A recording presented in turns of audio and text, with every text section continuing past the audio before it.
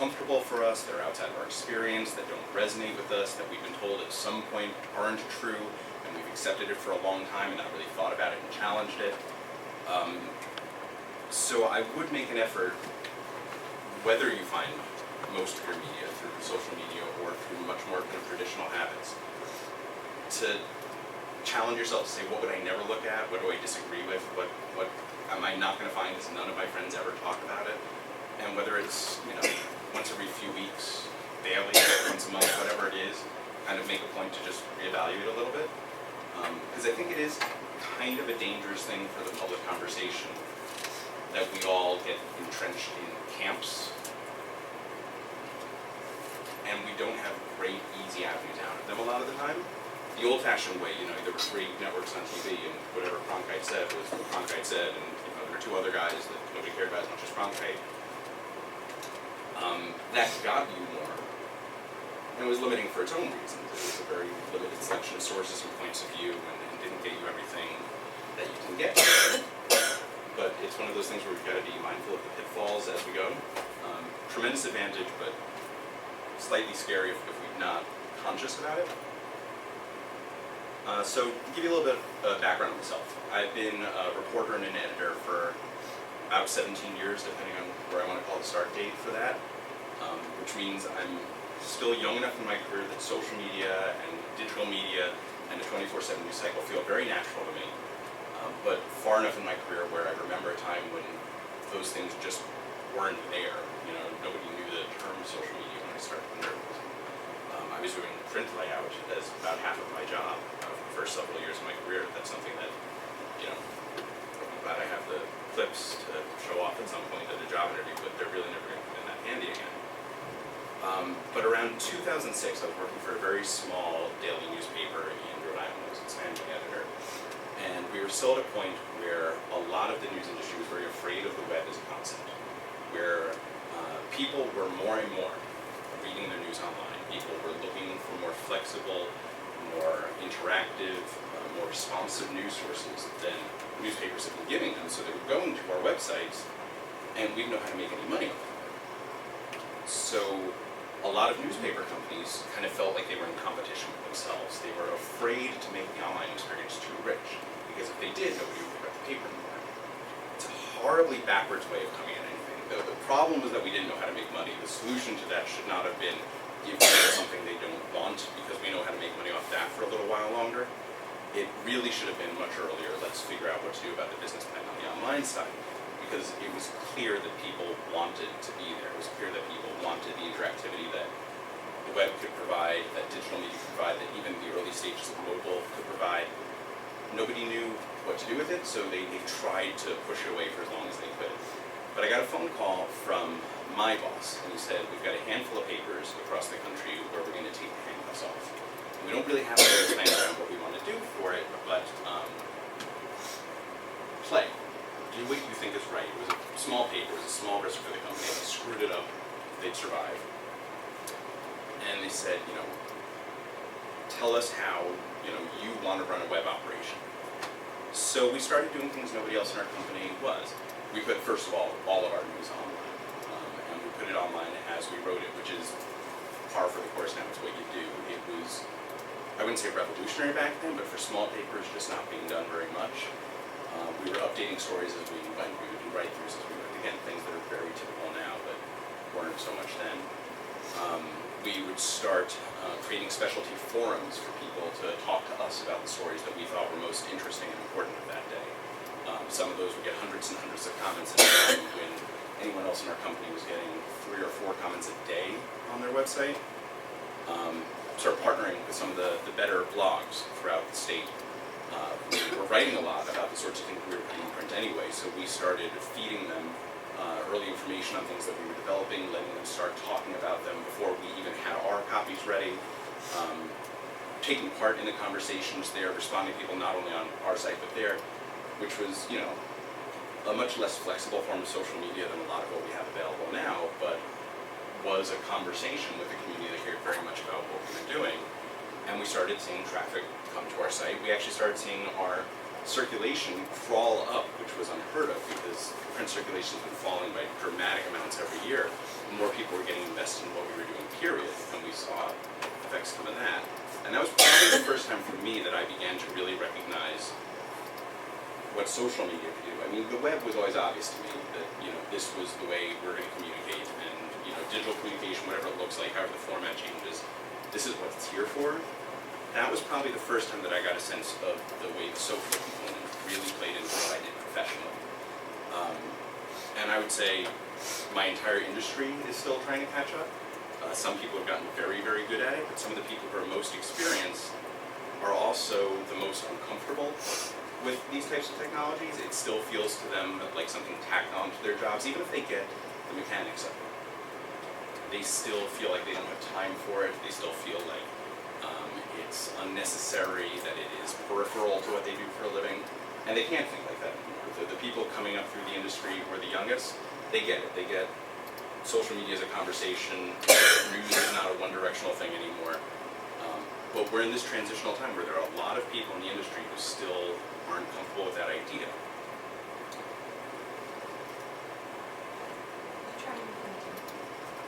Oh, lots of stuff doesn't work. All the time. We throw everything against the wall, and whatever. And some of it, right now, stuff doesn't work. We throw out kind of on our site, nj.com, what we think is the hot topic of the day, and we try to start a conversation in our comment section, and we have like 4 reporters jump in, primed and ready and available, and nobody takes them up on it. Stuff happens all the time, but you don't know until you try. And get a better sense of it as you go. What's going to be a little stickier, what's going to connect with people a little bit. So, one of the great things, though, about the way that social media has disrupted news as a business is it's created this more organic environment. If you're finding your news through avenues you trust, you're no longer beholden to forces that are much, much bigger than you. You're a piece of a conversation. You're a piece of something organic. And that's absolutely great. Sorry, I've got notes and I'm trying to make them visible myself. The downside, or not necessarily downside, but something you have to be careful of, is all you're really doing, though, is shifting the place of trust to the network you work with. This is why I stress trying to get out of your bubble whenever possible. It's not like you're suddenly opened up to the entire world. It's there, but you still have to go looking for more for it. There's a tremendous amount of noise out there. You've got to sift through. You've got to be savvy about it. So you've got to make the conscious effort as you go. That is a fantastic thing, though, on balance. It's something socially we all have to adapt to. We all have to get better at it. We are getting better at it. You guys are tremendously better at it than people 5 years older than you, or tremendously better at it than people 5 years older than them. But we're not quite at a point where everybody's good at it, and I don't, I would guess your generation is better at it than any that has ever come before, but not quite where we need to be yet. I'd say probably the kids 10 years younger. They're the ones who were really born into it. They're the ones who instinctively just sort of get how to navigate this overwhelming tide of information that's coming in. By the time they're 10 years older, will there just be something new and different that they can adapt to? They won't be very good at that. Yeah, I think the basic mechanics of it are going to keep changing for a long time and get more sophisticated. I think this giant jump into an idea that it's an ongoing conversation, we're all participatory, that was a seismic change. That, I think, those types of changes, I think, come along less often. And I think we're still in the thrust of the first phase of that change. I don't think we're nearly moved beyond it. It's always tempting to predict the future based on the present, which is how we all get blindsided by things all the time, but I still don't think that's turning around anytime soon. But it is a challenge for us as a business, and there are some pitfalls to that. Reporters, for the first time in their careers, are being asked to think about the marketing of their stories in a way that just didn't happen before. It's not to say that was entirely outside of the newsroom, but often those types of decisions were being made a little bit higher up the food chain by people with a little bit more editorial experience. So when you were deciding on the evening broadcast, what was going to lead the broadcast, when you were deciding what the headline was going to be on the front page of the newspaper, those were not decisions that fell to a reporter in his first year. They contributed to the process, they had a great conversation, but those were decisions that were made by people who might have 10 years or 20 years or 30 years of editorial judgment behind them, and who in addition to be thinking about how we're going to get this story to those people, were thinking about certain issues of responsibility and ethics and appropriateness and balance. We have that shifted around to a point where everybody's responsible for that. It's great because they get used to it earlier, they start thinking about these things earlier. It's a little scary because they're out live and making those decisions before they've developed some of the experience. So one of the challenges for the news industry is to figure out how to shore these people up and make sure they're making responsible decisions. And I do want to say, by the way, and this is like a giant disclaimer for everything I say that sounds at all positive about editorial judgment, is I really mean the news industry when it's at its best, which we're often not. We make a lot of bad editorial judgments, we make a lot of cheap judgments, we do a lot of things for ratings and page views. That's not something we should ever aspire to, and that's a problem that's existed long before any of the shifts in the way media works in the last couple of decades. But when it's done well, there are people being very thoughtful about these things. When it's done by a responsible organization, there are people being very thoughtful about those things. And I just want to stress, though, that many of the pitfalls that I talk about as what we do changes, they existed in other forms before, but they present new challenges. They make it more difficult in some ways, and in some ways, tremendous more opportunity to deal with some of those issues. So when these reporters, they've got this task now of being a part of the social media conversation, whether they want to or not. If they do it too simplistically, and I think you guys probably talk about this in terms of branding a lot, they're just farming out links to their stories, they're just throwing facts at people, it's still a very unidirectional thing. It's not particularly useful. I mean, if what you want is just, you like this reporter and you want to feed other stuff, it's fine, but it's not what it's there for. I don't think I need to get back to like a social media primer with you guys. I think you're probably pretty plugged in. But at the best, they're answering conversations, they're being accessible to their readership, they're talking to people about what interests them, they're answering their concerns, they're taking criticism and responding to it, or incorporating it, or correcting themselves because of it. I know some reporters who are great at that. I know a lot who struggle with that. They do it not just in, through the typical social networks, but even within the confines of our own sites. We all have comment sections, we all have opportunities for live chats, we all have all sorts of interactive things we can do on our site. And they're looking at all of these different avenues and trying to be sensitive to where people are.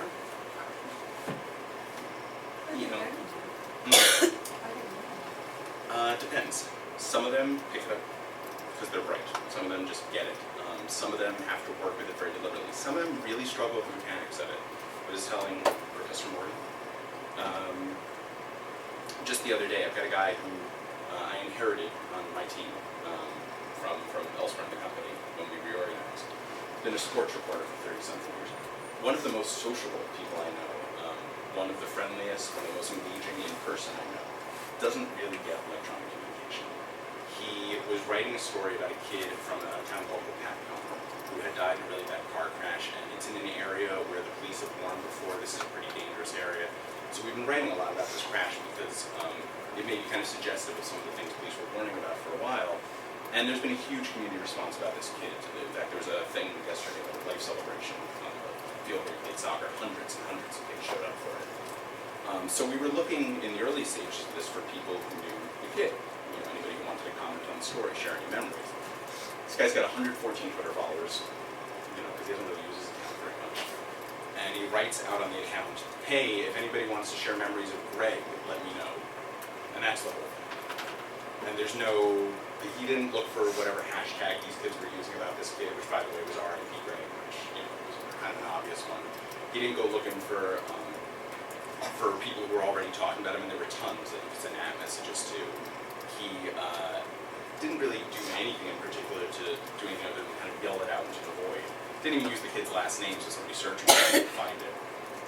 And it was well intentioned. He's been told he has to do this. He's been told this is part of how we work now. But Twitter is not obvious to him. The mechanics of it are not. He went through a training session 2 years ago, and it didn't stick. You probably remembered what a hashtag was for a week and a half. but it was never part of his career before. The guy's 5 years away from retirement and got a great attitude about still learning things, but the world changed underneath him a little bit as he's doing his job, and he's got to be reminded of these things. For a lot of other people, it's just a natural part, it's how they communicate with everybody else. Why wouldn't it be how they communicate with people on the job? One of the things that's, again, advantages and disadvantages. People circumvent conventional media a lot now. Politicians talk to their constituents. Emergency services tell people in their town when a road is going to shut down. Charities reach the people who care most about their cause. And these are things that 15 years ago, 5 years ago, they would have really depended very heavily on conventional media to help get the word out about whatever. A lot of times they can go around us now. In a lot of ways that's a great thing. It finds the people who most need that information, who most care about that information. Case for emergency communications, I don't know that the most efficient way to find out that your road is flooded is to go tell the newspaper, who as soon as their people can get you, will get it up on their site, and then you will get it on the newspaper site, buried among 400 other facts because they've got to serve a fairly large audience that spans a lot of areas. It probably is a lot more helpful just to go to your local police department's Facebook page or Twitter feed or whatever other social avenues they have and just be plugged into them and get them pretty naturally. And it's great that you can go to, Corey Hilton and tell him there's a cat stuck in your tree and he's going to run and go get it for you. The downside to that, again, be careful, is the conversation is not necessarily, although it can be, as robust as it should be. So when you have people who have an agenda, and everybody's got some kind of an agenda, who are putting out these messages, you may have people being critical, being curious, and discerning involved in the conversation socially. When you have, again, at its best, a conventional media news source in the mix, you have people who are paid to be skeptical and considerate of certain issues and to have certain context going into that conversation. So if they're doing their jobs well, you have people who aren't going to take the boilerplate message and just push it out there. Lots of them do. You pick up any newspaper, you'll see a lot of just kind of echoed political statements with no further analysis, no questioning, no anything. It's not particularly good news reporting, but it happens. When somebody who brings some professionalism to it is at their best, they're engaging that conversation on a level that you can't expect random people to. You shouldn't expect random people to. They're good at other things. It's great that they have the access. The flip side to that being somebody there may be far more discerning than your typical politician. Somebody there may have information and context well beyond what any general purpose reporter might about that topic, and be able to ask questions and to be able to engage the conversation in a way that's very sophisticated and draws attention to issues that would have been totally off the radar if a guy who has to report on 30 different topics can get is part of it. By the way, just anybody who has any questions as we go, feel free to jump in. I have no idea where we're not yet on, I think. Yeah. So that's a little bit about how it's disrupting, for better or worse, what the news media is doing. Social media is also, obviously, I think obvious to a lot of people, becoming a pretty tremendous resource for news publications, for doing research. One of the things I hate, and then I found, after I decided I was going to talk about how I hated, like 5 examples of it done well, but is you turn on the evening news and whatever the controversy of the day is, and the newscaster is reading tweets on the air, and they got a big board that shows the embedded tweets on all page one. And it's pointless because, Twitter is really good at showing you tweets, and you can reply to people there, and you can click the link, and you can see the picture underneath, and you can have a great conversation about messages to the person that everybody else who's following the hashtag wants to jump into, and 30 people get involved, and it's great. It's good at doing that. You sort of strip out all that functionality when you just dump it in this unidirectional news source and plaster at people. And by the way, who's that guy on Twitter most of the time? Like, it's just some guy hey, let me show you what, Rangers fan 23 thought of Hillary Clinton's email scandal. I don't know who Rangers fan 23 is, and the one tweet I see from him doesn't really give me any context to know whether he's got any insight. If I'm following him socially, at least I can follow the conversation, see if he's saying other interesting things, get a little bit of sense of who he is and where he's coming from, and whether he has something worthwhile to say. But in that very limited snapshot context, it's no good. Do you think the same people who are on Twitter are watching the nightly news, though? Some. I mean, I think some of it is like, my mom going, I've heard of that Twitter thing. Oh, he said that on Twitter. So my mom's never going to look at Twitter. And that's going to bridge some of that gap a little. And in some ways, it's no better or worse than another bad convention, which is when the nightly news or whoever used to go out onto the street and bombard somebody with a microphone and say, what do you think of the Hillary Clinton email scandal? And, Jimmy there was just getting a burrito. He wasn't thinking about the Hillary Clinton email scandal 2 minutes ago, and now he feels pressured to come up with something smart to say. And he doesn't make too big of a fool of himself to put him on the air. He's just some guy too. It's lazy reporting. It's filling time. It's not particularly insightful. There's always value to hearing voices beyond the ones that would occur to us, but it's a pretty sloppy and simplistic way to do it. So the Twitter, taking that Twitter message is maybe marginally better, because at least it's somebody who's already talking about it. At least it's somebody who we already think